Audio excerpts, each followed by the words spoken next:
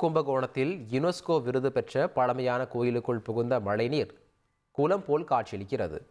துக்காச்சி கிராமத்தில் 900 ஆண்டுகளுக்கு முன்பு கட்டப்பட்ட ஆப்த சகாயேஸ்வரர் கோயில் உள்ளது.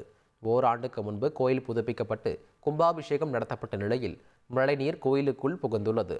மழைநீர் வெளியேற வழியில்லாததால் குளம் போன்று காட்சியளிக்கும் கோயில் வளாகத்தில் பக்தர்கள் செல்ல முடியாத நிலை ஏற்பட்டுள்ளது. கோயில் வளாகத்தில் உள்ள நீரை வெளியேற்றும் பணியில் கோயில் நிர்வாகத்தினர் ஈடுபட்டுள்ளனர்.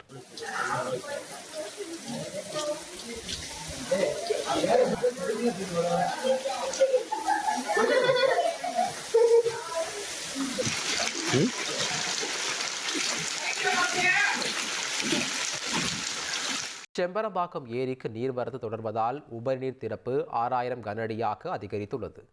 நீர்பிடிப்பு பகுதியில் பெய்த கனமழையால் செம்பரம்பாக்கம் ஏரி வேகமாக நிரம்பியது. ஏரி முழு கொள்ளளவை நெருங்கிய நிலையில் உபரிநீர் திறக்கப்பட்டது. மழை நின்றாலும் ஸ்ரீபெரும்புதூர், நேமம் ஆகிய பகுதிகளில் உள்ள ஏரிகளில் இருந்து ஏரிக்கு தண்ணீர் வந்தவாறு உள்ளது. இதனால் ஏரியிலிருந்து வெளியேற்றப்படும் நீரின் அளவு 6000 கனஅடியாக அதிகரித்துள்ளது. அடையாறு ஆற்றில் வெள்ளப்பெருக்கு ஏற்படுவதை தடுப்பதற்காக மழை விட்ட பிறகு ஏரியில் இருந்து அதிக அளவு உபரிநீர் திறந்துவிடப்படுவதாக அதிகாரிகள் தெரிவித்துள்ளனர்.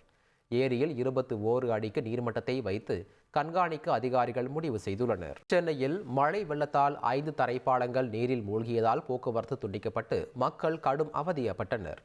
செம்பரம்பாக்கம் ஏரி திறக்கப்பட்டதாலும் பூந்தமல்லியில் உள்ள பாரிவாக்கம் ஏரி, அமத்தூரில் உள்ள அயப்பாக்கம் ஏரி நிரம்பி உபரிநீர் திறந்துவிடப்பட்டதாலும் கூவம் ஆற்றில் வெள்ளப்பெருக்கு ஏற்பட்டது. இதனால் மதுரவாயல், அடையாளம்பட்டு, நொலம்பூர், பாடிக்குப்பம் ஆகிய பகுதிகளில் உள்ள 5 தரைப்பாலங்கள் வெள்ளத்தில் மூழ்கியுள்ளன. இந்த வழிகளில் போக்குவரத்து முற்றிலும் துண்டிக்கப்பட்டு போலீசாரால் தடுப்பு வேலிகள் அமைக்கப்பட்டுள்ளன. இதனால் பொதுமக்கள் 5 கிலோமீட்டர் வரை சுற்றிச் செல்லும் நிலை ஏற்பட்டுள்ளது. செய்திகளை உடனுக்குடன் தெரிந்து கொள்ள உடனே சப்ஸ்கிரைப் பண்ணுங்க.